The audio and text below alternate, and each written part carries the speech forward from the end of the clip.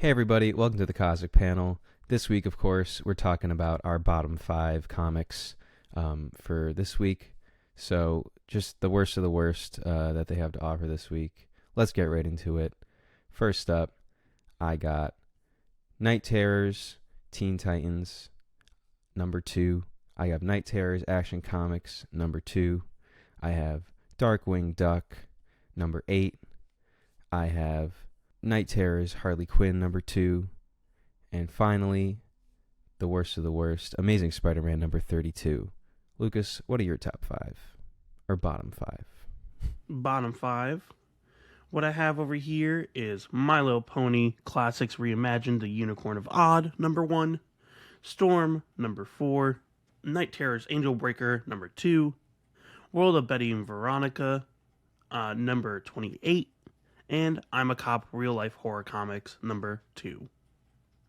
Thanks for joining us, guys. As always, this has been the Cosmic Panel. See you guys next time.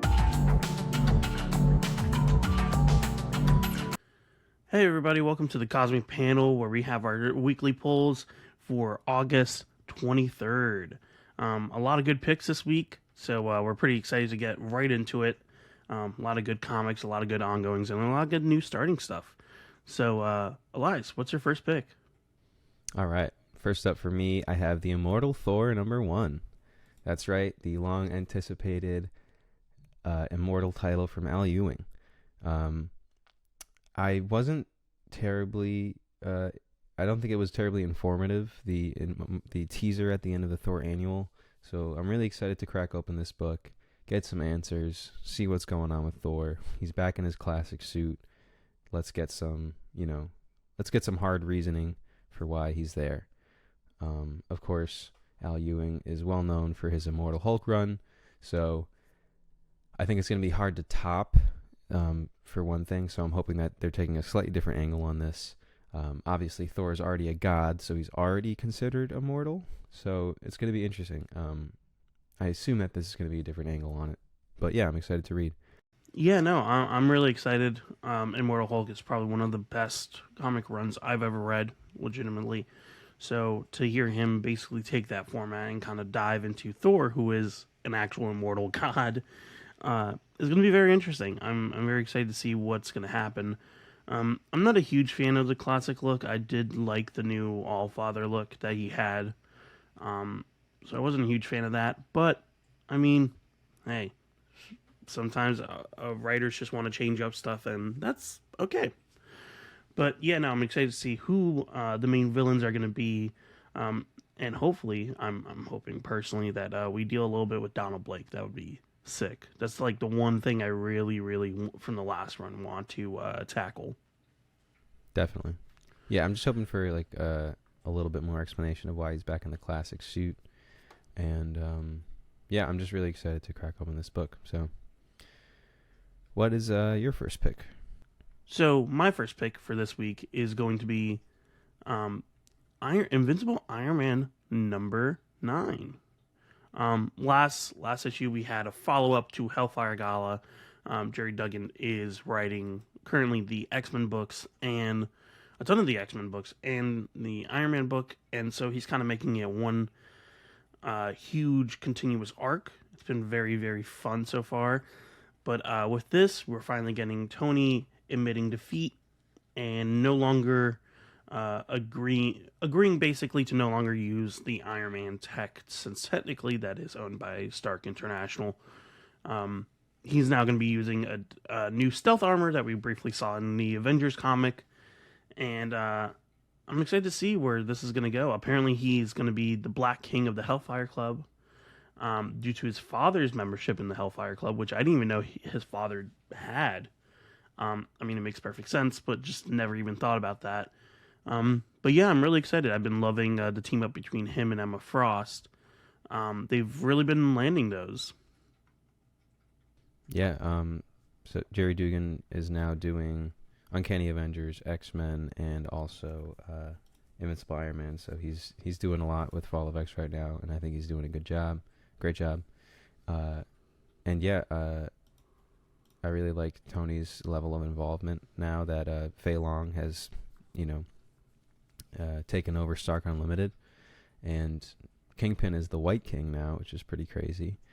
Yeah. And he's now going to be the Black King. So issue after this is, of course, the wedding issue, which is going to be interesting. I'm hoping for a little more build up to that point in this issue here.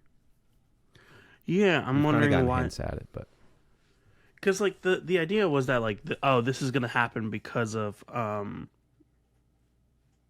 Krakoan's citizenship, but now that's completely out the window. So like now I legitimately don't know why they would do this outside of like them actually being interested in one another. But like even then, I'm like, I don't know if you picked up on Emma's thing in Uncanny. Yeah, I Uncanny did. Avengers. Yeah, So- she's pretending to be the assistant of Tony. Yeah, and she's wearing like an actual wedding ring as the inhibitor ring. So Oh yeah, maybe so maybe something that's with it that. then. Something with that. Yeah, but it's gonna be interesting. Next up for me is going to be Jean Grey #1. Fall of X is mine. I am very curious about this series. Of course, Jean Grey died in the Hellfire Gala, and Iceman's is definitely the weakest Fall of X book right now, so I'm really hoping that they knock this out of the park. Jean Grey is, of course, one of 2 Omegas that they killed in the Gala. I need some serious good shit to happen with Jean here to really bring it back around. If she is going to help out, the mutant race. I am a little skeptical, though, because I'm noticing that Louise Simonson is the writer on this book. No offense, and this might be a hot take, but I just feel like an older writer shouldn't be doing a brand new storyline that's taking place in modern day, simply because, again, this is a really important book that needs to knock it out of the park. Walter just did the What If Dark Loki thing, and that wasn't especially amazing, but it also wasn't necessarily a modern book. So I'm a little skeptical about that, but Bernard Chang is doing the art. He's a fantastic artist. I just, want to know what the future holds for Jean. Obviously, this is not it for her. Yeah. Also, I will say I do love the cover. The cover art Yeah. is really cool. Mm-hmm. But yeah, no, we need this book has to be good. Because so far it seems like the solo books have kind of been slacking a little bit in the Fall of X department. So we definitely need those solo series to kind of pick up and carry their own weight. Iceman was disappointing, and this one can't be, because this has to tie into the grander picture.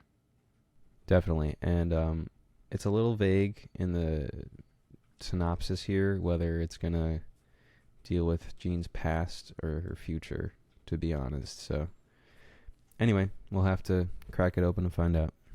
Yeah. What's next up for you? Next up for me is The Penguin #1. Tom King is now writing a Penguin book, which I honestly never probably expected to see. But honestly, kind of works for me. Penguin, if you didn't know, in the most recent Batman comics, have basically faked his death and went to Metropolis to start a flower shop. And he basically let his 2 twin children kind of just keep the Iceberg Lounge, and he just allowed himself to be free from all that concerning situation. So now the question is, what's going to happen with him now that he's out? And I'm actually pretty excited. I'm getting a little bit of Sopranos vibes from this. And the fact that apparently he's going to be dealing as a pawn for the U.S. intelligence community. But on top of that, Batman's going to be pissed because he framed Batman for his death, and that led into the whole failsafe situation and everything. So definitely not going to be happy about all that. But yeah, no, I'm excited. Never in a million years did I think Penguin would get an ongoing. Yeah, definitely very surprising. And Tom is not on this issue nor the last issue, Batman Brave and the Bold. So hopefully he's been taking some time and effort out of that to put into this. So I hope it's strong. Yeah. I love the logo too. It's really funny. Yeah, it is. It's cool, right? Yeah. But yeah, I like the cover where he's just holding the gun toward the person. It's very Sopranos-esque. Yeah. All right. Next up for me, speaking of animals, is Marvel Unleashed #1. Yes, that's right. Marvel's many super pets are uniting once again. They'll probably be called the Pet Avengers inside the book, but I do love this title just as a, comic title itself. We got Bats, Chewie, Lockjaw, Lucky, Redwing, and Throg all on a team together trying to fight Kraven. So I think this is the perfect storm right here. Kyle Starks is writing it, so I know it's going to be a blast. And yeah, just excited for a little fun, more light book. Yeah, in comparison to everything else we're reading, this will definitely be a more relaxing book in comparison. But yeah, I'm excited to see what's going to happen because this is a pretty hodgepodge group of characters. And apparently, we're going to get a new character called D-Dog, who's a reference to D-Man. So that's going to be pretty fun. That I'm really curious about. I wonder how they're going to introduce him. So let's get some D-Man love in there. I thought Jeff was supposed to be a part of this group. No, I wish, but Damn. Unfortunately not. No, I do like the new introductions, though. Of course, Lockjaw, Throg, and Redwing have always been staples of the Pet Avengers, but I like that we're getting Chewie, Lucky, and Pizza Dog, of course, and Bats from Doctor Strange. So, yeah, I think it'll be fun. Yeah, it'll be a fun. Plus, it seems like we're facing off against Kraven, so. Yeah, I think that's just a perfect matchup right there. Yeah, no, exactly. Make me hate Kraven even more before his solo movie. Yeah. Next up for me, I got Unstoppable Doom Patrol #5. This series has been phenomenal. I've been really enjoying it. Last issue was probably one of the best issues yet. We basically just had a therapy session with all of the characters and with Dr. Cinco, who basically is a fifth dimensional entity. And it was very interesting to see kind of a trip down memory lane for the entire Doom Patrol team while also discussing where they are currently. We got some much needed time with the new characters, Beast Girl and Degenerate. So I was very, very happy with that. And now it seems like we're getting back into regular Doom Patrol fun. But yeah, we got hints of basically Chief kind of taking over Crazy Jane's body and making sure that she doesn't have access at all to it. So it should be interesting. I'm very excited to see what's going to happen with this. It's apparently still 7 issues, but honestly, I don't see how this can end that soon. Yeah, only a couple issues left, so I hope these last few knock it out of the park, and I hope there's a possibility of it getting renewed or extended or something like that, because, yeah, this book has been a blast. Next up for me, I have Realm of X #1. This one I'm super excited about. We're getting some time with magic and another really cool assortment of mutants. I've really been loving just the motley crews of mutants that they've been putting together in these Fall of X books. So it looks like in this one we got Dust, Magic, Marrow, Mirage, Typhoid Mary, and Curse. This group sounds really, really interesting to me. I'm really excited to see them interact. Of course, we got the New Mutants dynamic between Magic and Mirage, but everyone else they haven't really interacted so much with before. So this is going to be really interesting. We're dealing with Vanaheim. This group of people being sent to Vanaheim, so very interesting. And yeah, very excited to crack this one open. This is my phrase of the week, is crack it open. To read this book. And I also like that they kind of set up that Magic's powers don't work currently, which is why they're going to be trapped there. Which I think is a great way that they kind of set that up and really, really allowed the team to build up to that. Also, Torrin Grembeck will be writing this, So hopefully it is better than what they're setting up in the current Venom book. I have, yeah. I think this will be a little bit stronger. But yeah, really cool cast. Yeah. Next up for me is Big Game number 2. We're finally getting a combination of everyone in one book. Mark Millar kind of did the impossible here and actually made combining all these groups together actually make sense, which I didn't think was going to be possible, but yeah, somehow they did it. Over 20 different like series and he combined them all. Um, but yeah, no. Elias, I know that you read issue 1. What did you think? It was definitely trying to set everything up in one issue, so it felt a little crammed to me. But I get the general idea now, and I'm excited to see how it evolves.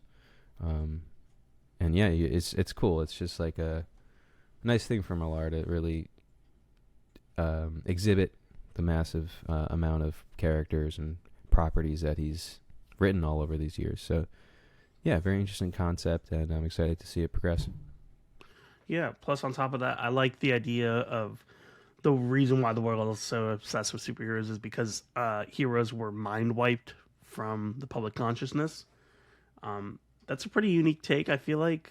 And to have that and the villains basically win, like in an old man Logan esque situation, is pretty interesting. But I like the idea that eventually everything always comes back, and now Nemesis needs to come in and basically is hired by the villains to be a hitman, basically. Yeah. All right. That brings us to my final pick of the week. The long-awaited, the long-anticipated Dark Knights of Steel, number 12. I definitely want to read this all in one fell swoop, but I don't have time for that right now, so I'm just going to read this. Obviously, it was, delayed a couple times, but this has been a great, I guess you could call it Elseworld story. Just showing how well you can craft the DC universe into different molds.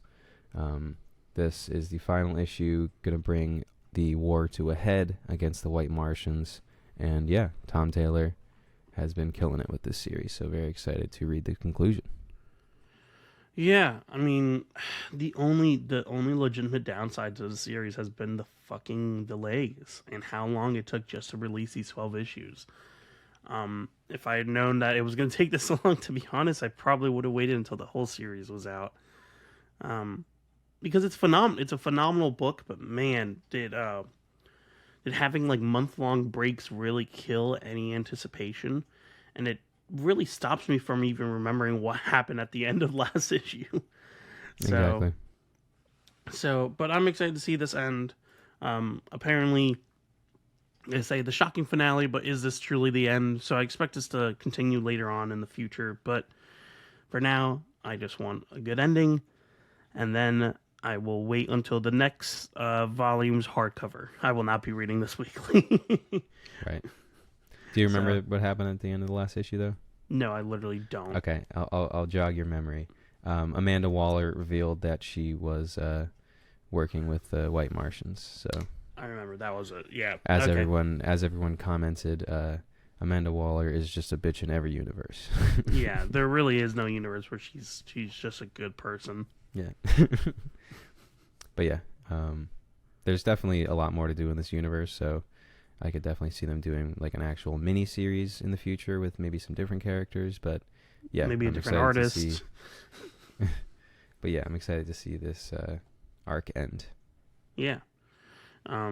It's definitely because of the artist, because we've seen Tom Taylor just working nonstop on other books, which is a shame. I mean, but it could be any number of things. We truly don't know. I mean, sure. It doesn't have to be one of the two people. It could be editorial. It could be anything. You know what I mean? True. But yeah. So my final pick is Captain America finale, number 1.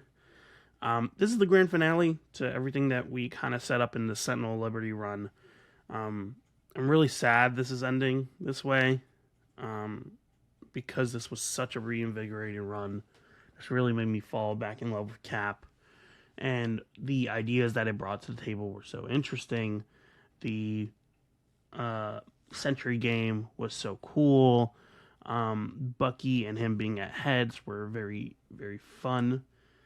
But it feels like the story is just ending too quickly. It's it's it's a shame that we're having these stories end just so that another writer can come in, a classic writer, and come in. And I love Straczynski, but it really does hurt to see this basically new writing duo kind of get the shaft, um, in favor of him. Jackson Lansing and Colin Kelly have been phenomenal. Carmen Carnero has been amazing on the art. Um, and yeah, everything that they brought to this series has been so interesting. Even with a single issue of Sentinel of Liberty, they kind of fixed everything that I had a problem with in Cold War, which is kind of crazy. But yeah, no, they're a very talented duo. I really hope this isn't the end of their career. I hope they keep writing and keep making stuff. But yeah, it's kind of sad to see this go. I don't know how sales did for this book, so this could definitely be the reason for that. But with a huge character like Cap, I'm sure editorial is just all over it, just trying to make sure that it gets the most numbers possible. So I'm glad that they were at least able to fight for a finale issue like this, where they get a oversized issue to really wrap up any loose ends that they had. That's certainly something that a lot of writers don't get at the end of their runs, that get cut short. So at least there's that, and yeah, soon we'll just be on to another volume. So Yeah. too bad, but yeah. This was the first Captain America book I've read in a while, so No, I think it was a very strong, good use of a really old character and just keeping them moving into the future. So yeah. hopefully they acknowledge some of this stuff from this run and the next run, and that's really all I can hope for. Yeah. I wish the Outer Circle weren't like being immediately disposed of. It feels like they're such a big threat that really should like last a couple volumes. I feel like. I guess we'll find out in this issue.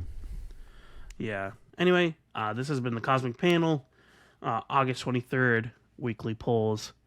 Remember to like, subscribe, support your local comic shop, and read comics. Till next week. Don't buy bad books. Read good books.